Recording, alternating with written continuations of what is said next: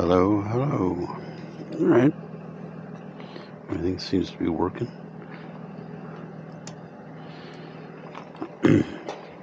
We've had our smoothie. A little low on gas.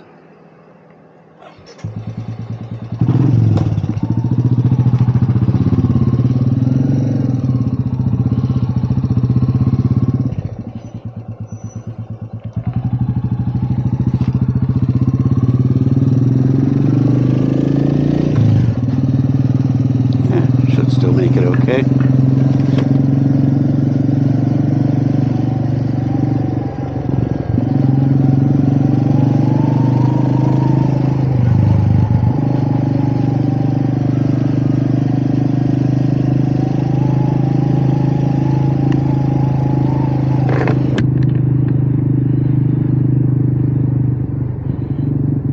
Man, they just don't want anybody leaving.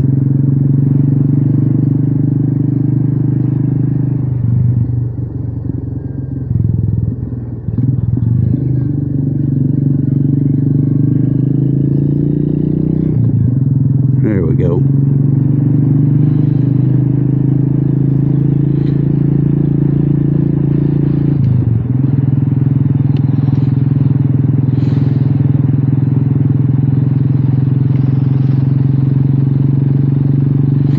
Leaving Marshal,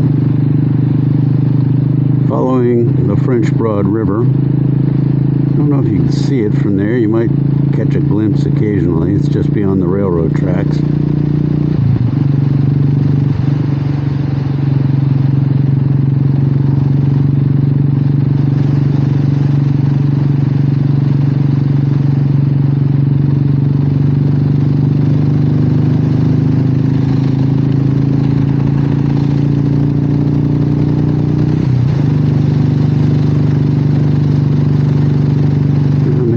Through the trees you can see it a little bit.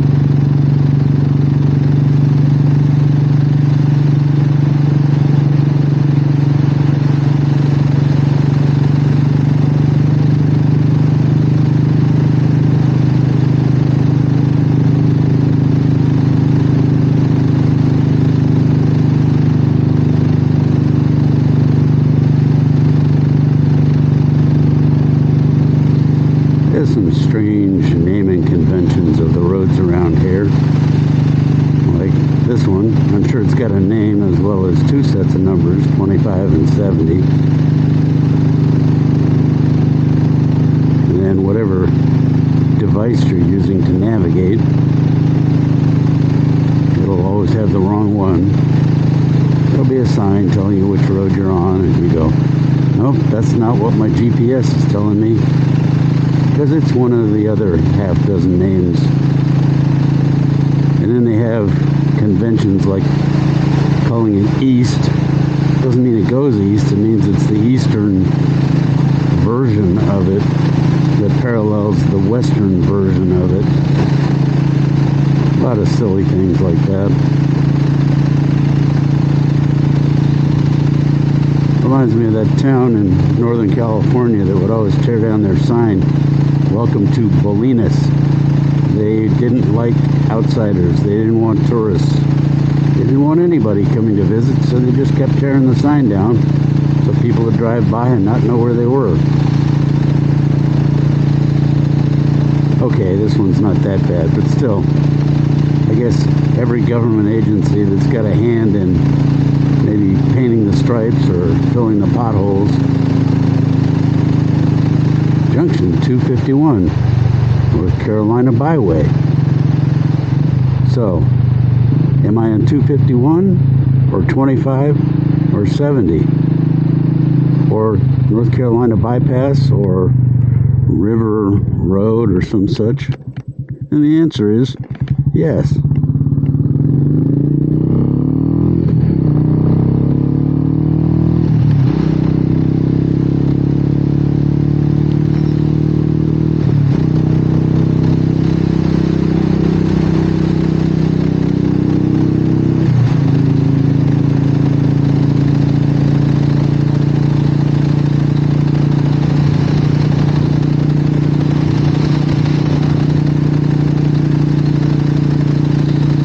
Well, my low fuel light is on.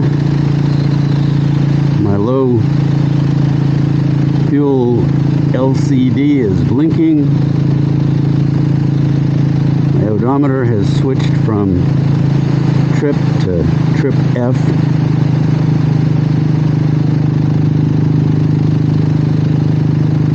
I guess that means I should get gas sometime soon.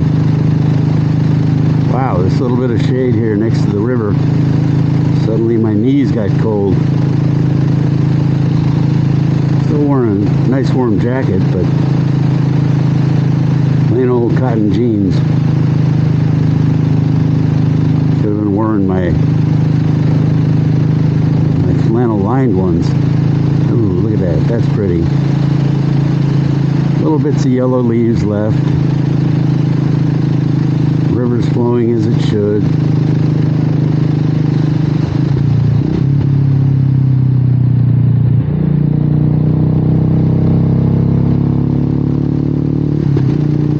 Another bike.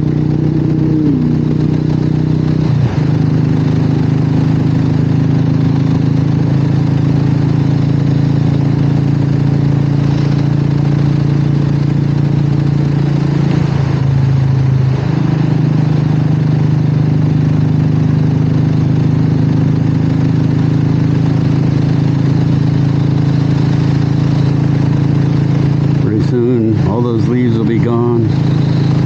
It just opens up the view. See a little more of the terrain. Yeah, I'm not going to ride in the snow. I have done it. It's more fun looking back on it than it is actually doing it.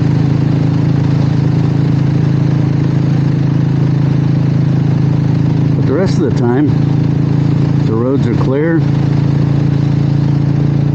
I'll be out here, bundled up like the Michelin Man, but enjoying the ride. To quote the Grateful Dead, I may be going to hell in a bucket, but at least I'm enjoying the ride.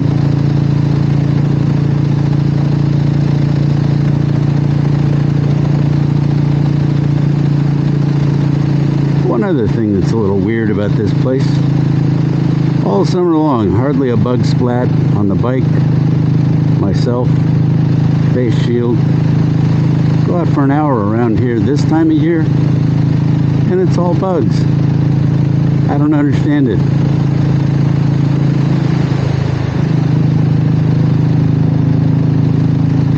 Of course, coming from Nevada, you never got a bug splat.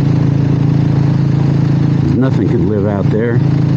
Not man, nor beast, nor bug. I've heard that scorpions like it, but I never saw any the whole time we were there. 5 years there. I did see, kind of felt like I was in a Warner Brothers cartoon, because the hotel next door was the Hilton, and the coyotes hung out at the Hilton, mainly mooching sandwiches off of passersby, whatever. And then over at the Westin, roadrunners. I was always afraid somebody might drop an anvil on me or go shooting into the side of me, powered by Acme rocket roller skates. That didn't happen, but yeah, that's about the only wildlife you saw. If you want to see wildlife in Vegas, you got to go down to the Strip. Here, some times of the year, it's just nothing but. You might find 5 or 6 different animals cross your path on the road. I think right now they're kind of preparing for winter, trying to put on the fat and not get much exercise.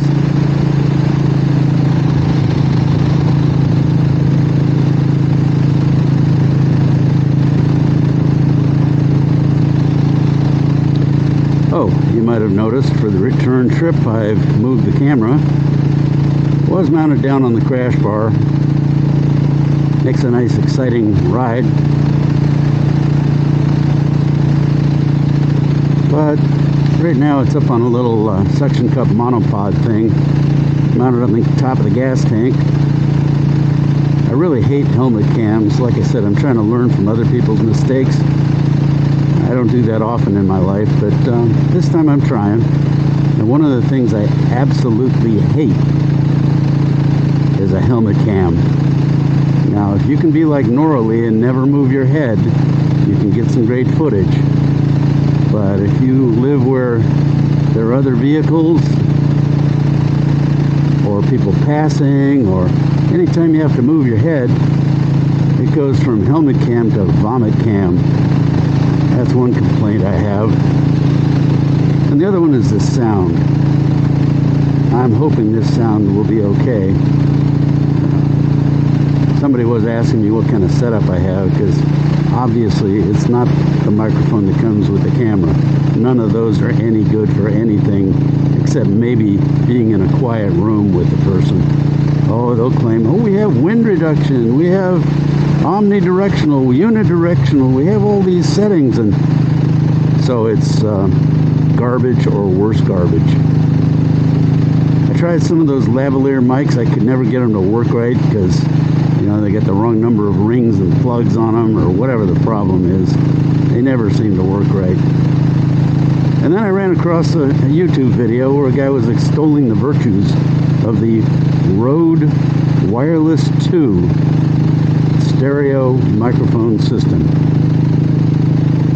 They're little squares, about inch square maybe, probably a 1/4 inch thick, 2 of them, and another unit that's about the same size that's the receiver. The receiver goes onto the cold shoe of the camera, and that then plugs into the side using a special adapter. So the sound is coming from the receiver into the side through the USB-C port on the side of the camera. The only downside there is you can't use USB-C power to power the camera. You have to rely on batteries because that port is being used to power the receiver. Or it's getting its information from the receiver through that port. So what are the actual microphones? Well, there are a couple little blocks. Each one has a fuzzy mic cover, as some people refer to it, dead cat. That's a rather tasteless, but I guess appropriate name for the fuzzy cover of a microphone. I got one clipped on the saddlebag. First time I tried this setup with this exhaust, I think it was too loud. I think it was overpowering it, even with the microphone volume turned down. I was clipped to the back of the saddlebag, so it was really picking up the exhaust note. But I moved it to the front of the saddlebag, and I think it sounds better. Not quite so harsh. And it's more like what I hear inside my helmet. And speaking of inside my helmet, the last time I used these microphones, I had the thing clipped onto my chin strap, which is actually outside of my helmet once the chin bar is in place. So it was getting outside but not inside the helmet. So last night, pulled out the old Leatherman tool and carved out a spot in the chin bar for the microphone to fit. And that's what we're listening to now. That's what you're hearing me on. Haven't played around with any of the settings yet. I might need to turn the attenuation down. The lack of wind noise is mainly because of the fuzzy cover, the so-called dead cat. It really doesn't pick up much wind noise. So between having a steady-ish camera and picking up the sounds that I'm trying to pick up, I think I'm getting my production values in line. Of course, I don't know anything about editing. I can't get the sound lined up with the picture. I'm using free software because the stuff I spend money on I can't figure out how to use. So the free stuff is usually simpler, and simple is better when it comes to me. Okay, we're heading back up across the river.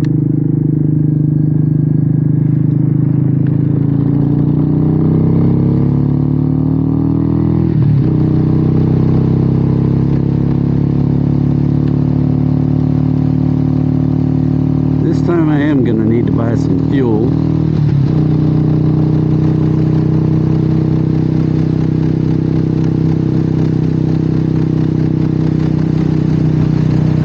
I'm sure I've got plenty to get to the gas station.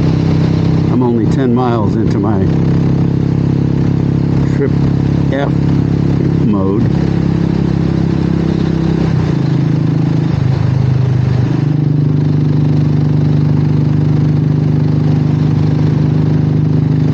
So having a larger front sprocket and a smaller rear sprocket has dropped my RPM quite a bit.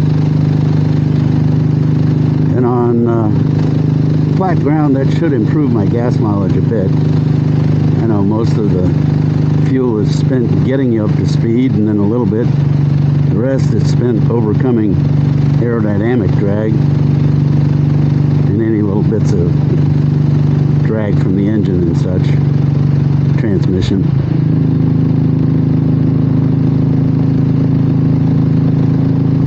But the other thing that affects gas mileage is the mixture. And I'm running my new Fuel X Pro ECU piggyback.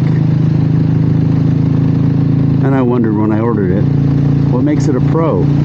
Well, the amateur, or non-pro I guess, is a plug and play, one setting, supposed to improve things most of the time, most situations. But you know, for a few dollars more, I got the Pro because I like to play around.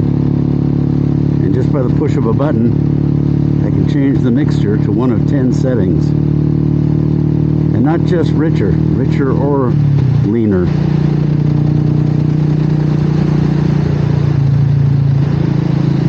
If I were really concerned about gas mileage, I'd probably dial it down to the leanest setting. Keep that eco flag on. Keep it in the highest gear it'll possibly stay in. Those are the best ways to get the best gas mileage.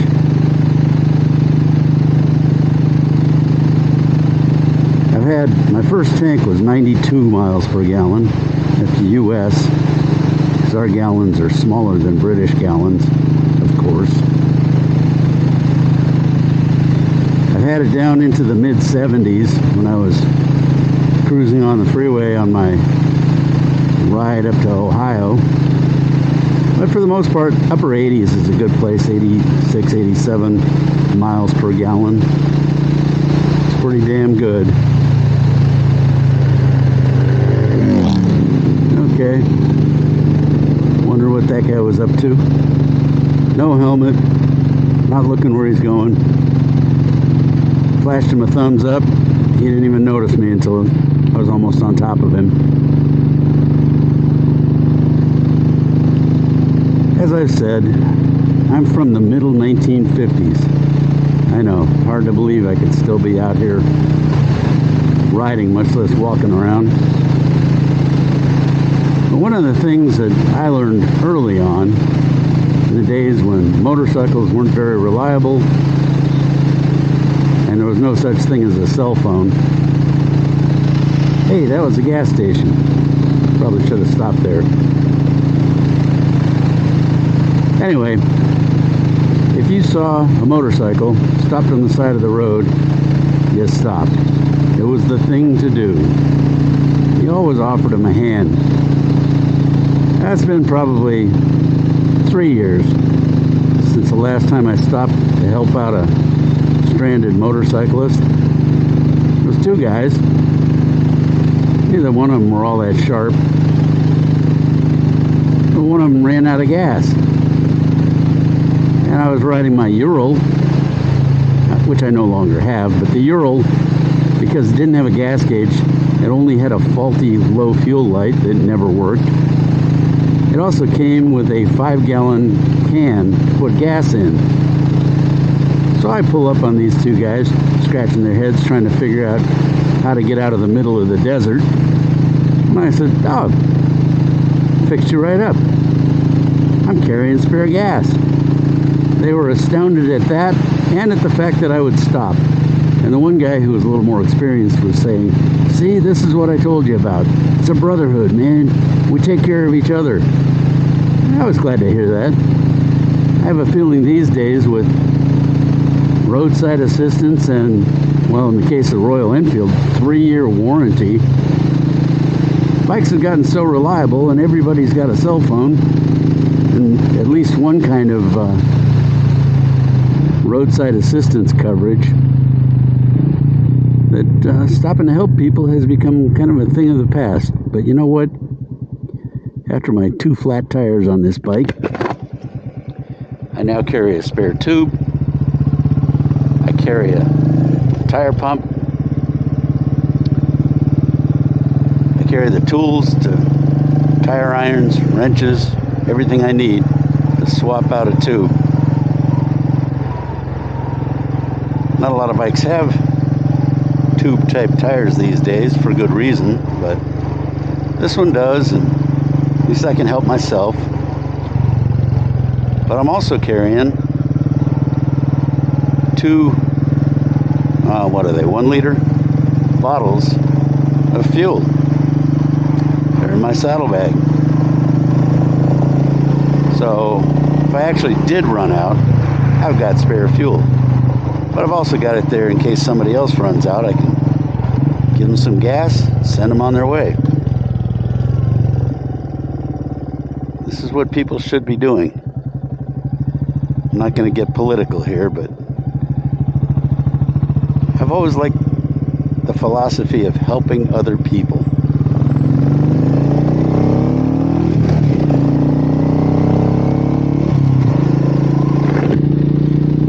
I mean, you may not have a lot of money, you may not have a lot of time, you might have a little bit of either one. And yeah, people are sending you emails begging for money every day of the week. Some of them are friends, they'll get my help. Some of them are deserving, they'll get my help. Some of them are scam artists. And you know what? A lot of them will get my help too. So I'd rather believe the good in people. I think for the most part, people are good. There's only a small percentage that are downright evil. Some of those are in jail, and some of those are the 1%. I'll leave it at that. Well, I shouldn't leave it at that. Some people think 1% means Hell's Angels. Some people think 1% means Bernie Madoff. Either way, they're talking about criminals. That leaves 99% of the people as good, decent human beings just trying to get through life.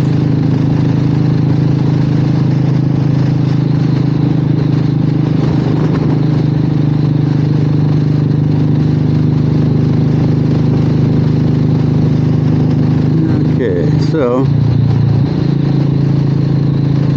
the question now is, which gas station should I head to?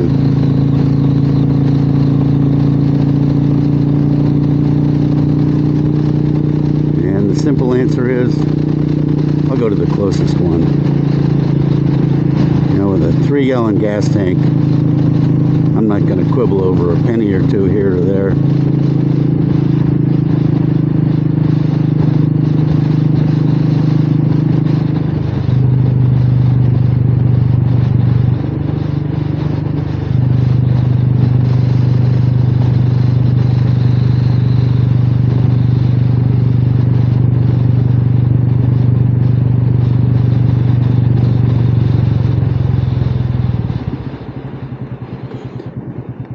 Yeah,